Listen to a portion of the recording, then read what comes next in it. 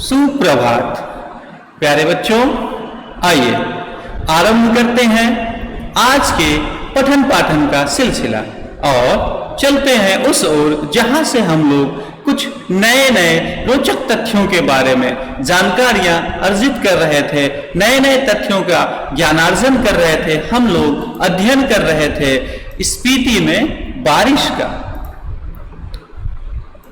स्पीति में बारिश, जैसा कि इस पाठ में कल आपको ढेर सारी जानकारियां दी गई, इस पाठ में आज हम क्या बताएंगे, इसको जानने से पूर्व हम ये पहले जान लें कि आपने कल के वीडियो में क्या क्या सीखा था। जैसा कि कल आपने जाना था कि प्रस्तुत पाठ एक यात्रा वृत्तांत है, और यात्रा वृत्तांत का मतलब कल आपको बता ही दिया गया था कि जब कोई व्यक्ति कहीं घूमने जाता है तो अपने अनुभवों को जब वो लिपिबद्ध करता है तो गद्य लेखन में यह जो प्रक्रिया है वो यात्रा वृत्तांत कहलाती है।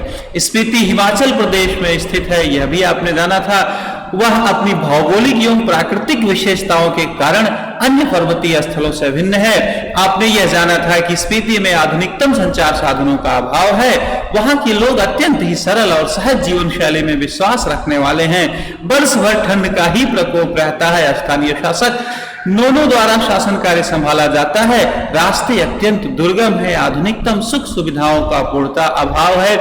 इन सारे बिंदुओं पर, इन सारी बातों पर कल के अंक में हमने आपने विधिवत चर्चा किया था। आइए आज देखते हैं कि आज के अंक में क्या क्या खास है। इसमें सबसे पहले है स्पीति की भौगोलिक स्थिति।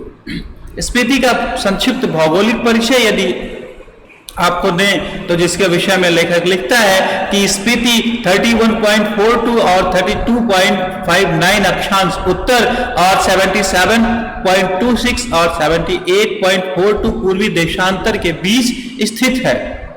यह चारों ओर से ऊंचे ऊंचे पहाड़ों का कैदी है। अर्थात लेखक यह लिखता है कि स्पीति जो स्थल है, स्पीति जो प्रदेश है, स्पीति जो शहर है, वो चारों ओर से ऊंचे ऊंचे बड़े बड़े पहाड़ों से घिरा हुआ है, जिन पहाड़ों की ऊंचाई औसतन 18,000 फीट है। इसकी मुख्य घाटी स्पीति नदी की घाटी है।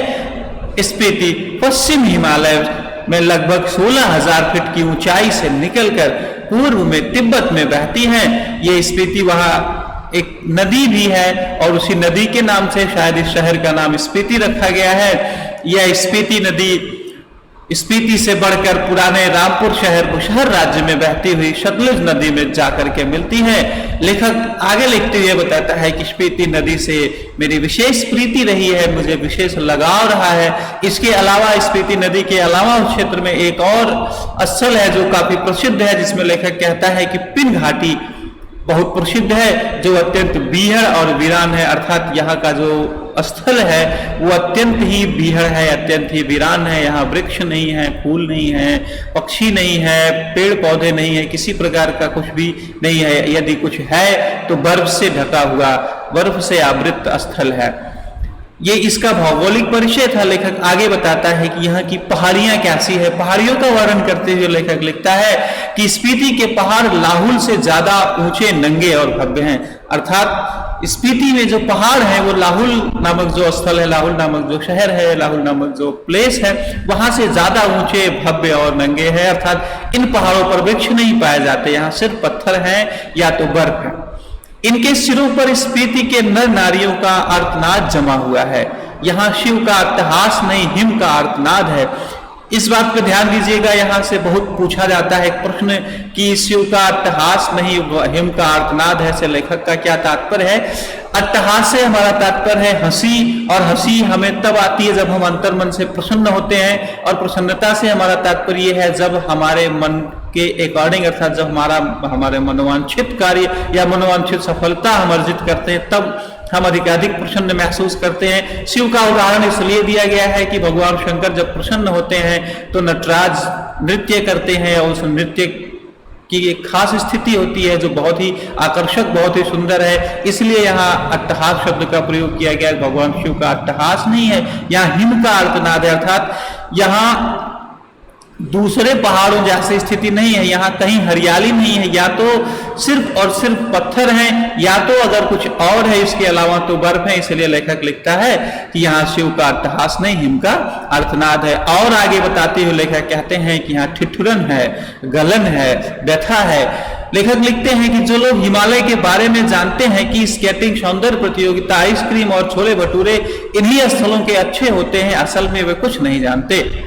कुछ शहरों का वर्णन करते हुए लेखक आगे बताते हैं कुल्लू, मनाली, शिमला, मसूरी, नैनीताल, श्रीनगर, वह सब हिमालय नहीं है, हिमालय का तलवा है, अर्थात हिमालय का एक हिस्सा है। लेखक जिस क्षेत्र की बात कर रहे हैं वो हिमालय का एक किनारा है। अब जहां जिसका वर्णन किया जा रहा है वो मध्य हिमालय की बात की जा रही है। रोहतांग जोत के पार मध्य हिमालय है और इसी में लाहौल स्पीति की घाटियां हैं। इन घाटियों की ऊंचाई 10,535 फीट है।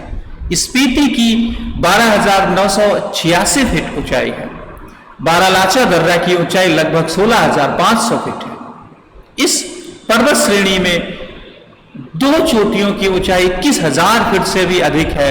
दक्षिण में जो श्रेणी है वह माने की श्रेणी है। माने की श्रेणी विशेष रूप से प्रसिद्ध है, जिसमें बौद्ध धर्म से आस्था रखने वाले लोग विशेष रूप से जाते हैं, जब तप करते हैं। उसमें एक मंत्र लेखक कहता है कि जैसे हमेशा सा प्रतीत होता है कि गूंजता रहता है, ओ मणि पद्मे हूं नामक बौद्ध मंत्र जो है यह हमेशा गूंजता रहता है। और शायद इसी मंत्र के गूंजने के कारण, अर्थात इन्हीं बूढ़े लामाओं के जाप के कारण शायद ये पहाड़ियां उदास हो गई हैं। लेखक का ऐसा मानना है कि शायद यहाँ की जो पहाड़ियां हैं वो उदास इसलिए हो गई है क्योंकि यहाँ वृद्ध लोग आते रहे बराबर, और वो आने के बाद वहां तप का ही कार्य किए। इसमें कोई उत्साह, कोई ऊर्जा, कोई नवीनीकरण नहीं हुआ, इसलिए ये पहाड़ियां भी निष्क्रिय हो गई।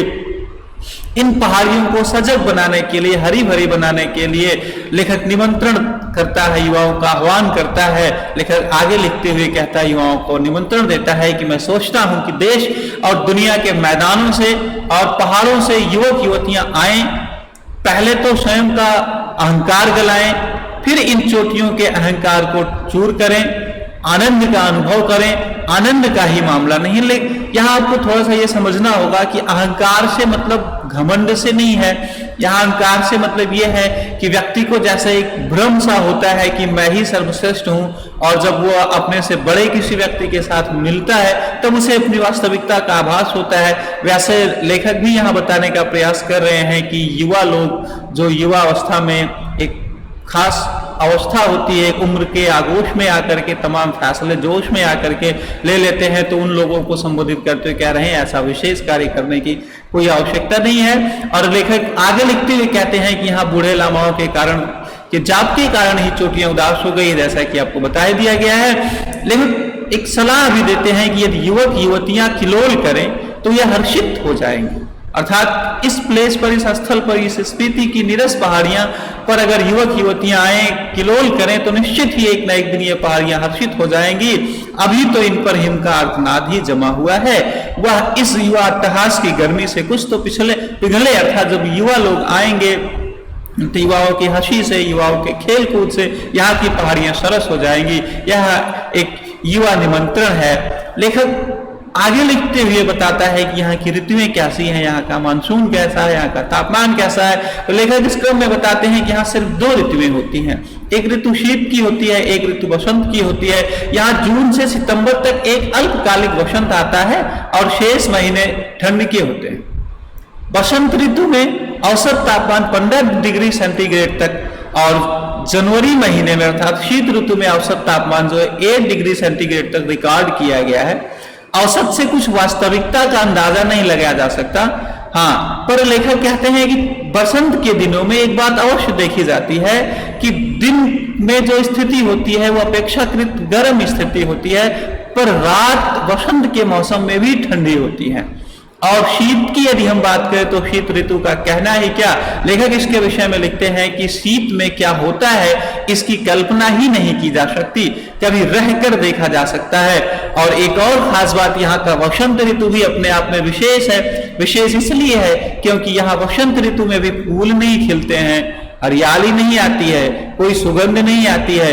दिसंबर से घाटी में फिर बर्फ पड़ने लगती है। अप्रैल से मई तक जमी रहती है, नदी नाले सब जम जाते हैं, हवाएं तेज चलती हैं जो मुंह, हाथ और खुले अंगों में शूल की तरह चुभती हैं। अर्थात बर्फीली ठंडी हवाएं शरीर को भेदती हैं, शरीर को कष्ट पहुंचाती हैं। प्यारे बच्चों, आज के क्रम में, आज के अंक में बस इतना ही। आइए हम ये जानने का प्रयास करें कि हमने और आपने मिलकर के आज के इस अंक में क्या सीखा है। हल करते हैं आज के कार्यप्रपत्र को। आज के कार्यप्रपत्र का हमारा पहला प्रश्न है, यहां शिव का अट्टहास नहीं, हिम का आर्तनाद है, आशय स्पष्ट कीजिए। आज का हमारा दूसरा प्रश्न है, लेखक युवक युवतियों को किस लिए स्पीति बुलाना चाहता है। तीसरा प्रश्न है, स्पीति के लोग किस धर्म का, स्पीति में किस धर्म का प्रभाव दिखाई देता है। आज का चौथा प्रश्न है, स्पीति के पहाड़ प्रसिद्ध पहाड़ों से अलग कैसे हैं। और आज का अंतिम प्रश्न है, माने पर्वत श्रेणी किसे कहा गया है। प्यारे बच्चों, आज के अंक में बस इतना ही। धन्यवाद और आपका दिन मंगलमय हो।